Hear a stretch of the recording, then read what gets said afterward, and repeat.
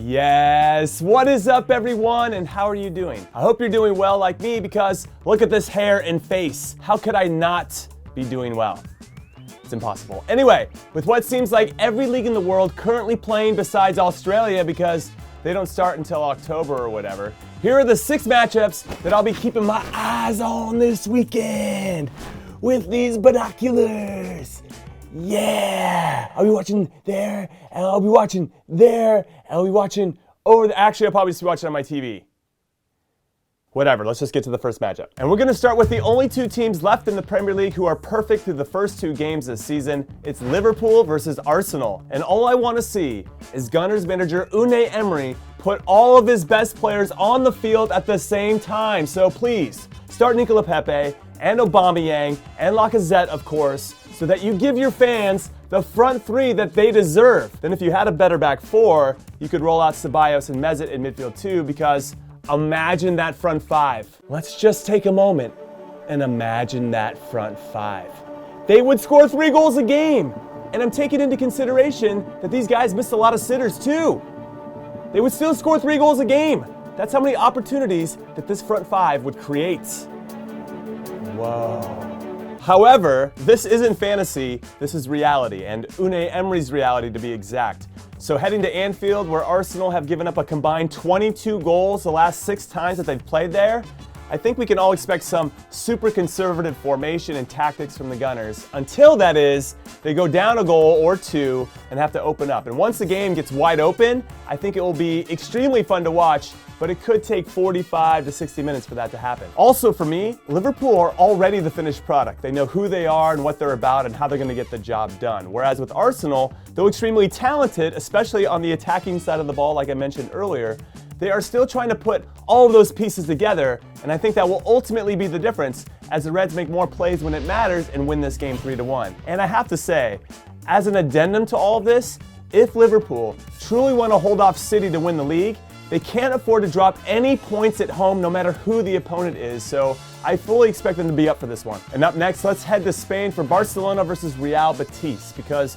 after the defending champions Barcelona lost their first league opening match in over a decade to Athletic Club last week, they're going to want to put things right in their first home match of the season, and with the return of Messi, either as a starter or a super sub, that will definitely improve their chances since he didn't play the week before. Of course, speaking about Messi's injury just reminds me that Luis Suarez and Ousmane Dembele are both out with injuries too, so maybe letting Coutinho go to Bayern maybe wasn't the best idea since they could really use him at the moment, but I suppose that's why they got Griezmann and De Jong in this past transfer window, right?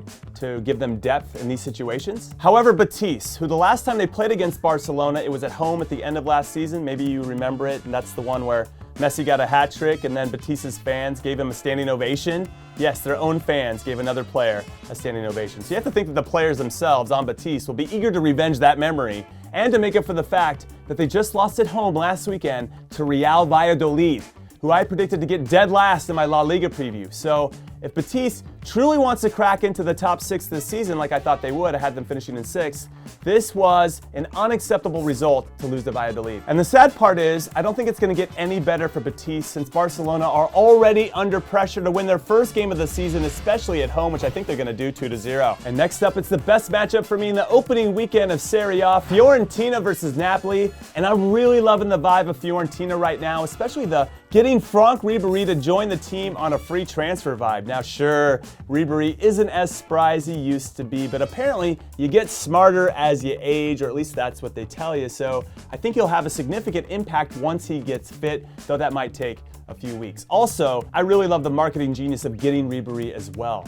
More people are talking about Fiorentina now, and more interest leads to more players wanting to play there. So if they can start winning on the regular, who knows how far they can go this season and into the future. However, drawing an excellent Napoli team for your opening game of the season seems a bit unfair. So I think Napoli will do the business 2-1, but I think the future is bright for Fiorentina overall. And then these eyes are going to be focused on Benfica versus Porto. And not only because we're being treated to a terrific derby so early in the season, but because I want to see what the deal is with Porto right now. For me, Benfica are solid as always. And I say this knowing that you're going to respond with, "Oh, Oh, but they lost Joe Felix.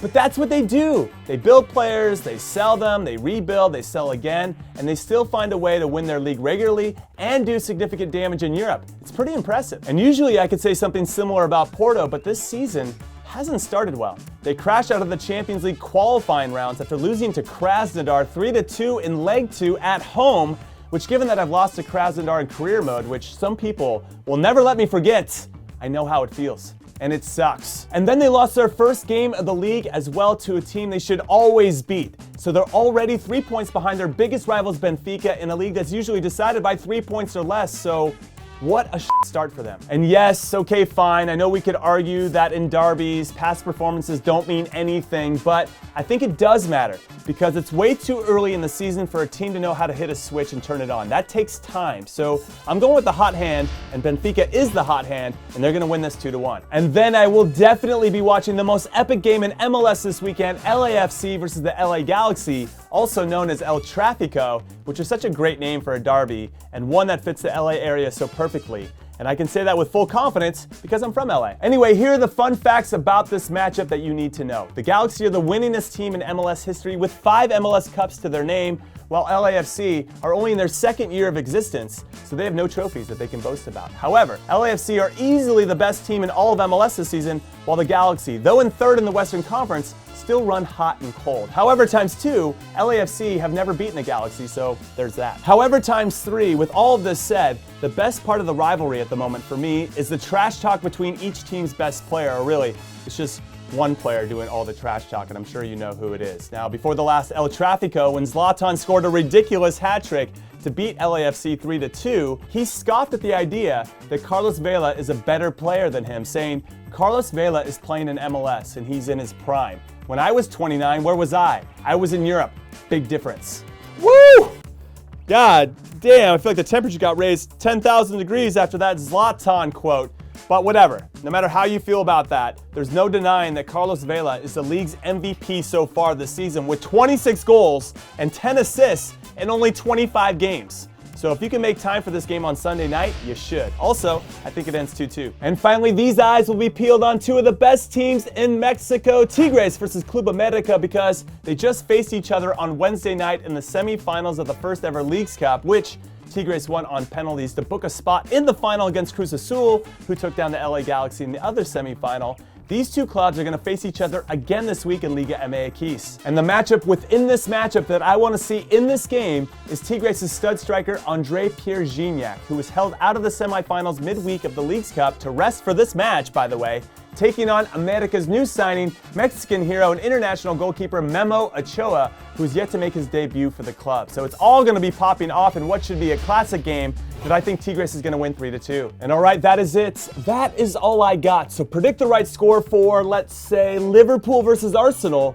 And if you get it exactly right, you'll be entered to win some warm baller stickers like these on the back of my computer. And then you can vandalize your neighborhood like a good Samaritan. So good luck and later.